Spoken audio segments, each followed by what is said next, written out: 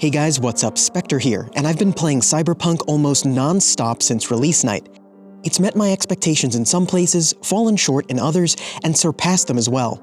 Today I'll be rounding up some tips I wish I knew when I started out, as well as some of my impressions towards the end of the video, for those of you who are interested. Without further ado, let's begin.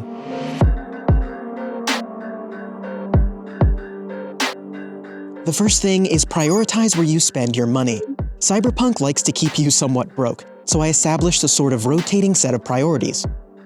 Get some eddies and maybe upgrade my clothing, followed by weapons, cybertech, and then maybe a car I wanted.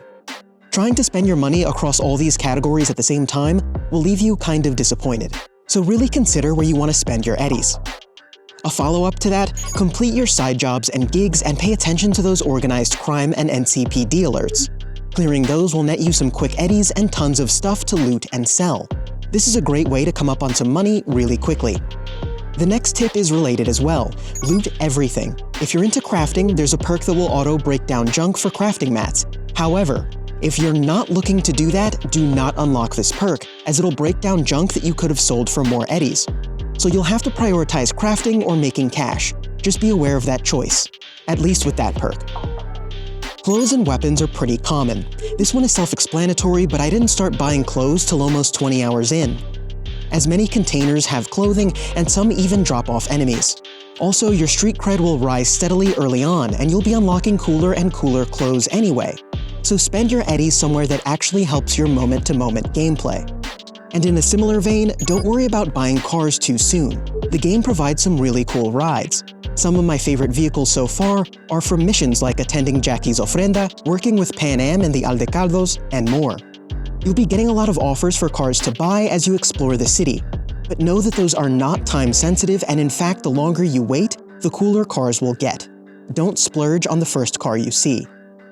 Don't underestimate fights. I got to a point where I was getting a little cocky, I got a few smart weapons, and then I'd get one shot by someone pretty quick. Always stake out your fights, as there may be a sniper or heavy artillery enemy hiding somewhere. I've had to reload saves in a few places because I underestimated just what I was getting into. Even if you're not a netrunner, invest at least a little into quick hacks. You're gonna have people quick hacking you during combat, and you need to be able to fight them off. And possibly even throw a few back. Even if you're not going to play into that side of the game heavily, just enough to stand your ground is definitely recommended. Quick hacking is also another way to make more creds. Get to at least level 5 intelligence and unlock the Datamine perk. You can find it under Breach Protocol. It'll increase the money you get from hacking access points, which is definitely something you should be doing at every opportunity for more easy eddies. Next, specialize in at least one of two special movement stats. So, strength and technical ability are two attributes that open up other pathways to traverse missions. So for example, bumping up your strength will allow you to rip open doors and find alternate passages, and technical ability will allow you to finesse your way through other doors. These two skills can give you some really clutch options when trying to escape enemy strongholds, for example. Pick one of these and invest for those reasons alone. And next, take any job offered to you. This has led me to some fun Easter eggs and one-of-a-kind weapons in-game. You'll only get one chance to get them, so just do it. You'll thank me later. For those that were here for the tips, you chooms can Delta now. But make sure to get sub for more videos and coverage. If you're interested in my impressions and early recommendations, it's tough.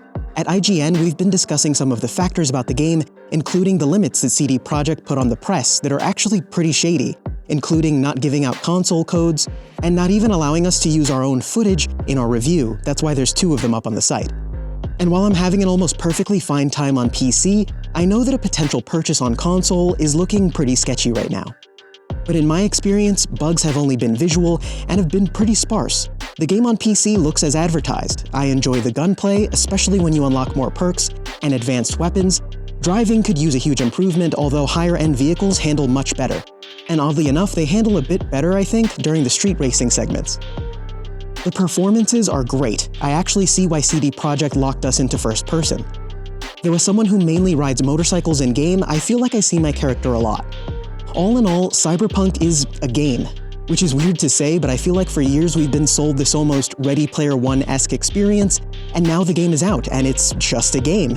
So I'd say if you're still on the fence and do wind up purchasing the game, go into it knowing that it needs some more love and care, the same way The Witcher did before becoming a cult classic must-play RPG. I've personally been enjoying my time immensely, and I'm gonna go back right after I'm done with this. So make sure to get subbed as I'll be posting more impressions, tips, news videos, and more.